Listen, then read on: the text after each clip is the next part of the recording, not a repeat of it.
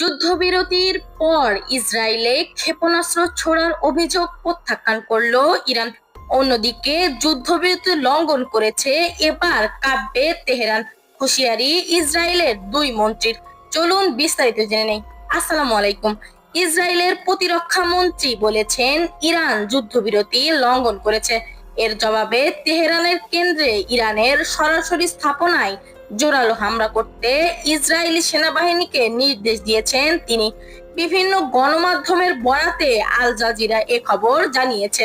এদিকে আল জাজিরার খবরে বলা হয়েছে ইসরায়েলি সেনাবাহিনী ইরানের ক্ষেপণাস্ত্র ছোড়ার খবর জানানোর পর দেশটির কট্টর ডানপন্থী অর্থমন্ত্রী বেজালেল স্টোমট্রিচ সামাজিক মাধ্যমে এক্সে হুঁশিয়ারি দিয়েছেন।